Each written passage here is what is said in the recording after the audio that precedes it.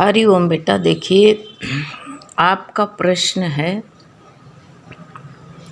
कि जिससे हमें दुख कष्ट मिलता है उसे छोड़ना चाहते हैं लेकिन छोड़ क्यों नहीं पाते हैं।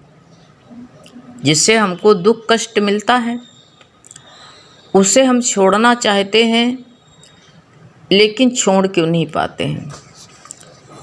कैसे छोड़ पाओगे? पता नहीं किस जन्म का संबंध बेटा जुड़ा हो उससे, आज का थोड़ी है, पहले के हो कर्म भी उसके साथ में जुड़ा पड़ा है, तो कैसे छोड़ पाओगे। कुछ नाते ऐसे होते छोड़ा नहीं जा सकता उनको। जैसे पति और पत्नी का है, पति कैसा भी भाग में हो, पति तो छोड़ देगा, कहेगा तुमको हम तलाक दे रहे हैं, तुरंत डाइवोर्स दे देगा। लेकिन पत्नी जो होती है, जो अपनी भाग समझ करके पकड़े बैठी रहती है, छोड़ नहीं सकती है। और ये कहते हैं जो नाते हैं ना, ये नाते जान से भी प्यारे, ये छोड़े नहीं जाते हैं।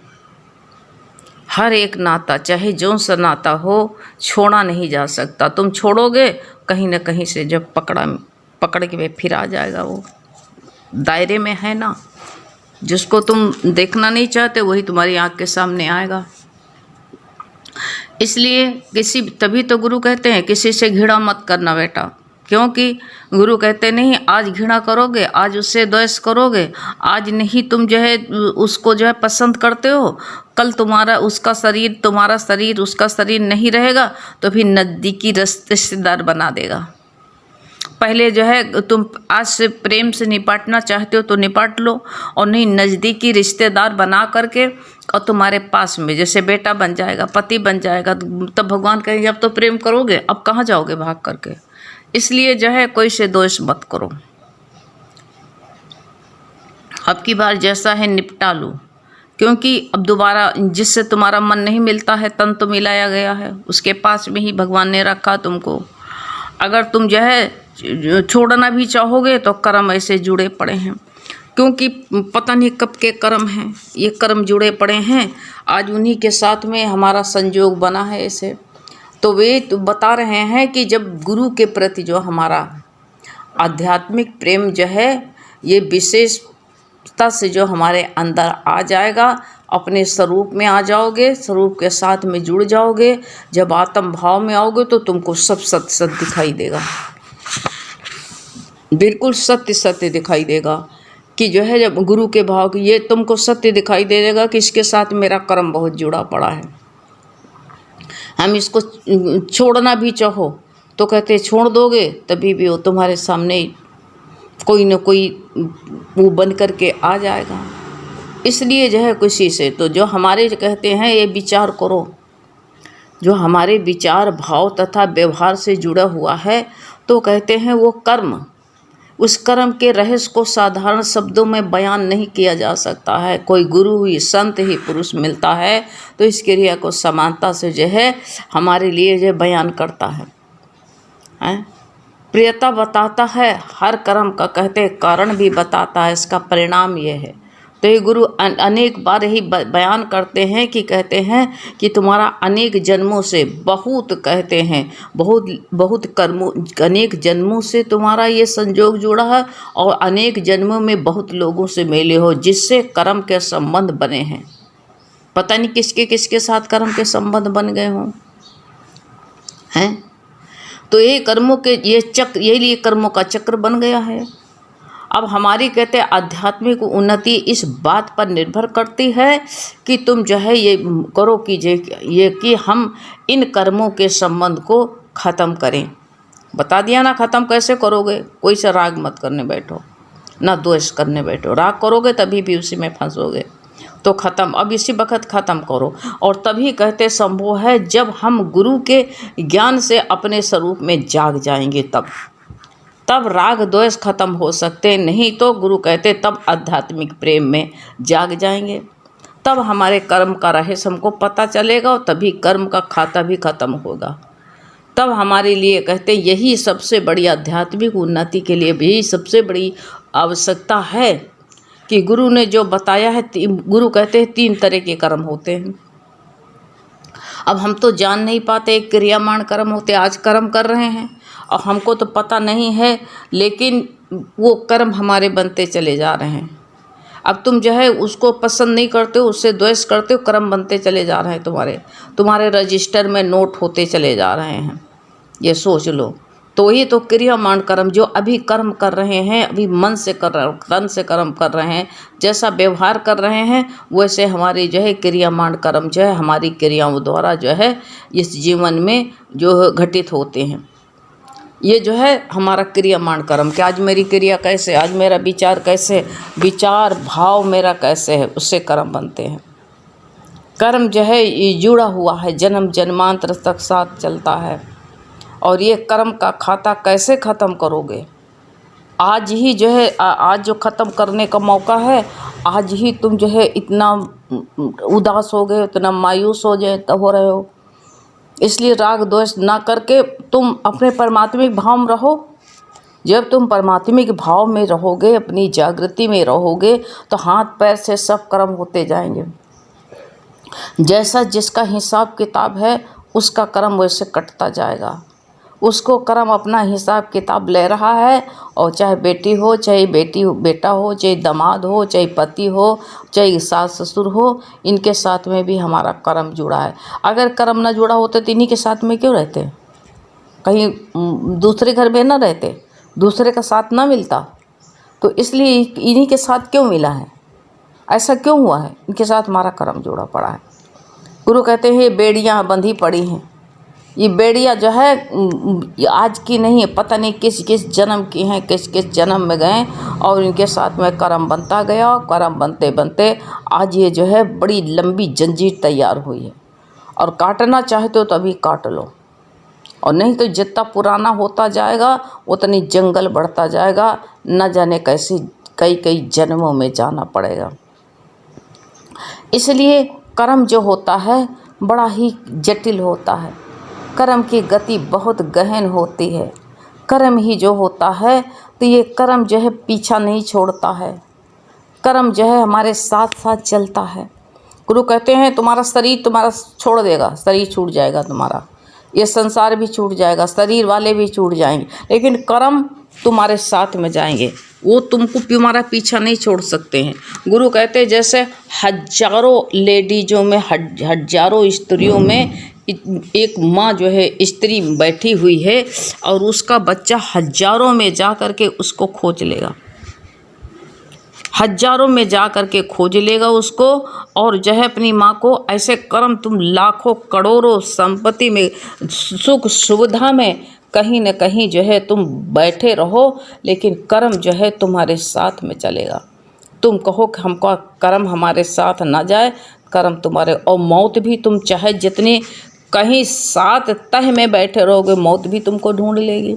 तुम कहो इतने सुख सुविधा में हैं, हम कहीं गाड़ी में नहीं जाएंगे, मोटर में नहीं जाएंगे। राजा को दोस्ती ने बताया, कहा तुम्हारी मृत्यु जो है पानी में डूब के होगी।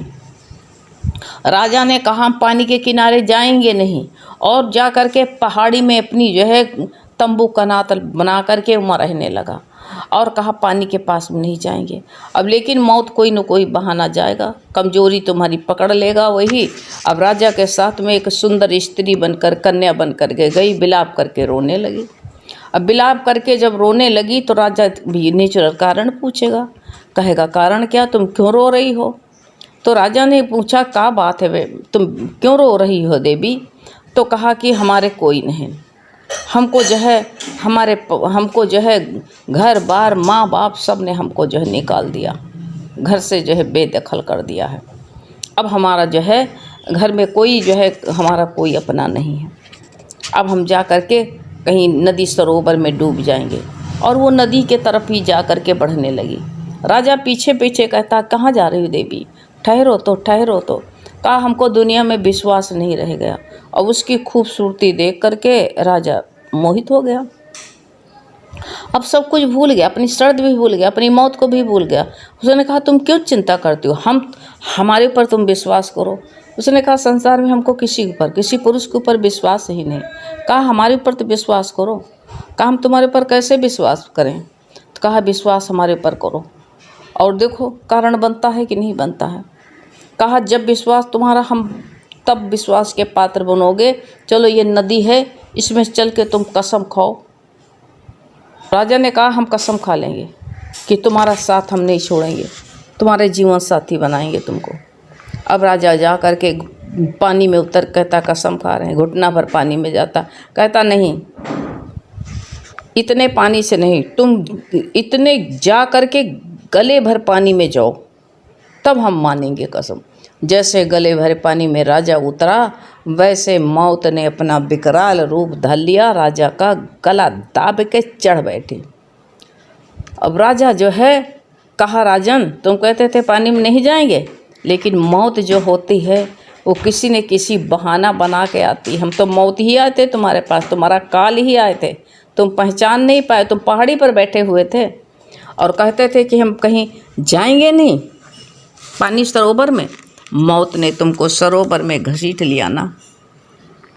देखो बहाना तुम्हारा था, तो ये कारण बनता, दूर कितना भागेंगे हम, तुम कितना दूर भागोगे। कुछ न कुछ कारण बनता है, भागो नहीं, जाग जाओ कि अब हमको दोबारा जन्म नहीं लेना पड़े हैं। तो ऐसे मौत राजा की आई थी, मौत ने पहचान लिया, पहाड़ी पर बैठा था तब भी मौत वहाँ पहुँच गई, पहचान लिया।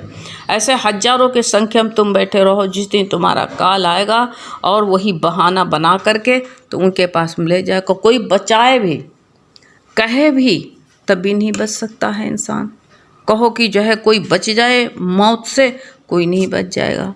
तो इसलिए किसी से द्वेष न करो, किसी को छोड़ने भी न बैठो। एक दिन ऐसा मौका आ जाएगा, सब छोड़ करके तुम आज नहीं छोड़ो, जिस दिन छोड़ने का मौका उस दिन छोड़ देना। आज त्यागने गुरु कहते थे तुम त्यागी क्यों बने, तुम बहुत त्यागी बनते हो, आज त्यागी मत बनो। जब जिस दिन ये धरोहर का स्वामी लेने के लिए आए, ऐसा त्यागी बनना, उस वक़्त उसको राजी राजी से दे देना है। उस वक़्त तुम त्यागी बनना, खुशी खुशी से अपना उसको अर्पण कर देना, दे देना। गुरु ने कहा तब तो दहाड़े मार मार के रोगे। आज कहते हो परिवार से हमको जो है, लड़का बच्चा बहू से हमको जो है मन नहीं मिलता है, इनसे हम देखना नहीं चाहते हैं। गुरु ने कहा जब जिस वक़्त अभी उन्हीं को ज़रा सा कोई बीमारी हो जाए तो मन्नतें मानोगे तुम, चाहे पति हो, चाहे पुत्र हो, चाहे कोई भी हो। हाँ, सास से नहीं पटेगा तो कहते हैं, तब तो कहोगे बुढ़िया मर जाती तो अच्छा था, उसके लिए कह दोगे। लेकिन अपनी अम्मा होएगी तो कहोगे इस तरह, कहोगे थोड़े दिन और जीती रहे तो ठीक रहे, हमारी माँ बहुत अच्छी है। तो वही तो बता रहे हैं कि जो है किसी से राग मत करने बैठो, द्वेष राग न किसी से द्वेष करने बैठो। द्वेष भी इन्हीं के पास में लौटार के लेके आएगा जिससे द्वेष करते हैं, और राग करते तभी उन्हीं के पास में हम आएंगे। इसलिए राग और द्वेष से दोनों से न्यारा हो जाओ, दोनों से बचो, हटो, दोनों से बच करके निकलो अगर चाहते हो तो इसलिए जो है तुम जो है ना संचित कर्म रखो अपने पास, ना प्रारब्ध कर्म को रखो। तुम्हारा जो है ये कई जन्मों से स्टॉक बना हुआ था, ये कर्मों का सिलसिला चल रहा था, आज जो है तुमको इस जन्म में मिला हुआ है, इसी से अपना जो है प्रारब्ध तुम्हारा बन गया, तुम्हारा जीवन चल रहा है, उसी से तुम्हारी तक भाग्य बनी है। और भाग्य के अनुसार जो तुम चलो, इससे बच के कहाँ भाग करके जा सकते हो। कोई रास्ता हो तो बताओ, कोई रास्ता नहीं है। इसलिए जो है भागो नहीं, ना किसी से द्वेष करो, ना किसी से राग करो, ना किसी को त्यागने बैठो। समय आएगा तो अपने आप सब त्याग हो जाएगा। किसका त्याग करने बैठोगे? वो कष्ट मिलता है, वो पूर्व जन्म में तुम्हारा पता नहीं कौन सा था, वो क्या था। हो सकता है हम लोग कभी किसी को सता के आए हों, आज खाता ख़त्म हो रहा है हैं, जिससे कष्ट मिल रहा है, दुख कष्ट मिल रहा है, उसको जो है अगले जन्म का हिसाब किताब हो सकता है यार दुख मिल रहा हो, हमने किसी को सताया हो, हमने किसी को कष्ट दिया हो, चाहे हम जो है उसको किसी नौकर रहा हो तो उसको सताया हो, चाहे जो है कभी कभी स्त्रियां, ऐसे हमने कई लोगों को देखा, स्त्रियां जो हैं अपने पति को बहुत सताती हैं, बहुत उन अपना मन दूसरी जगह रखती, हमने अब देखी हुई बात बता रहे हैं, और पति को बहुत कष्ट देती हैं। आज वो बदला ले रहा है वही आकर के। हो सकता है किसी को जो है हाँ ये जीव जो होता है, क्योंकि ये बात नहीं कि स्त्री है तो स्त्री ही बनेगा, ये कभी कितने कितने जो है ये इसका जो है ये कोई योनि में कई योनि में क्या क्या बनता है। इसको कहा है कि ये बता रहे हैं, देखा कि ये इस जन्म में जो अगर हिंदू है तो कहते पिछले जन्म में जो है ये मुस्लिम भी हो सकता है, मुस्लिम, और किसी जन्म में ईसाई, किसी जन्म में सिख भी बना होगा हैं, और ये किसी जन्म में ये पुरुष जो है कहते हैं पिछले जन्म में कभी जो है स्त्री भी बना होगा, और कभी पुरुष भी बना होगा, तो कभी जानवर भी, कभी भेड़ भी, कभी पहाड़ भी, कभी वन भी बना होगा। किस योनि से आया हुआ है, आज इसके साथ में जो है मानुष जन्म का फिर इसको जो है चांस मिला है। और ये चांस मिला है तो ये मानुष जन्म का जो चांस मिला है ये किस लिए मिला है? सारा हिसाब किताब चुकाने के लिए। चाहो तो हिसाब किताब चुका दो और चाहो तो फिर बना लो, ये तुम्हारे ऊपर डिपेंड करता है। हरि